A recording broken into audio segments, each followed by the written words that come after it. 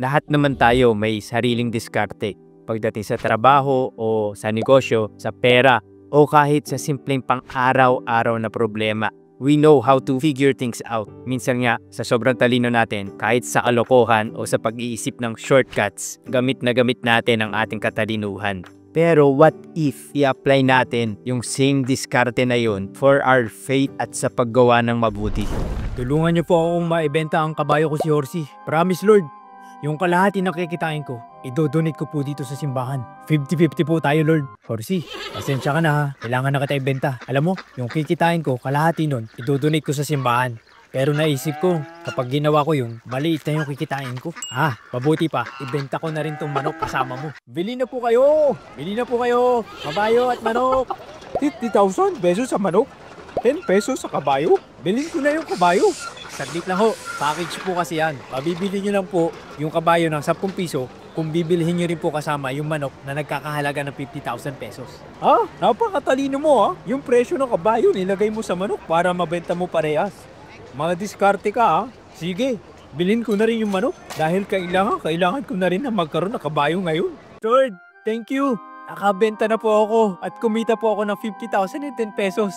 Tulad po ng promise ko sa inyo, Lord. Ito po, 5 piso. Kalahati ng kinita ko sa kabayo. Anong masasabi mo sa kwento? Ang galing ng diskarte, di ba? Kumita siya ng malaki at nakapag-donate pa. Pero sa totoo lang, hindi naging tapat sa Diyos yung ginawa niya. Ito naman yung pwede nating itanong sa sarili natin. Ginagamit ko ba ang talino at diskarte ko para gumawa ng tama o para mandaya at manlamang ng kapwa at sa Diyos? 3 bagay na pwede nating baunin ngayong linggong ito. Yung una, gamitin ang diskarte para sa mabuti. We're all street smart and resourceful.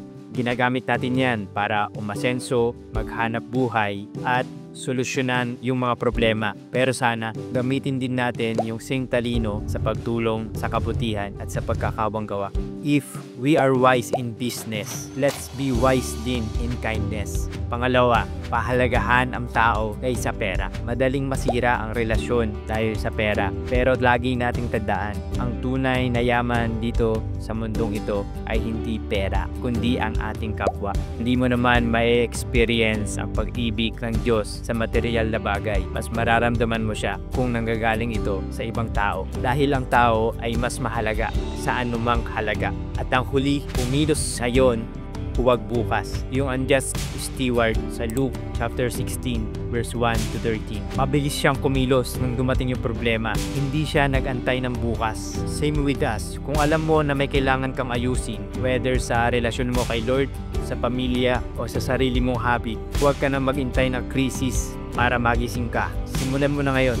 Kahit maliit na step lang, ang importante, meron kang sinimulan. Ikaw kapatid, meron ka bang gustong i-practice doon sa 3 yon for this week? Or baka meron ka nang nasimula na isang kindness na pinapractice mo ngayong linggong ito? Share mo na yan sa comment section. That's the bread and the light na pwede nating pagsaluhan ngayong linggong ito. Gamitin natin ang diskarte, hindi para dayain ang Diyos o ang kapwa, hindi para magpakabuti at lumapit sa Panginoon. Amen.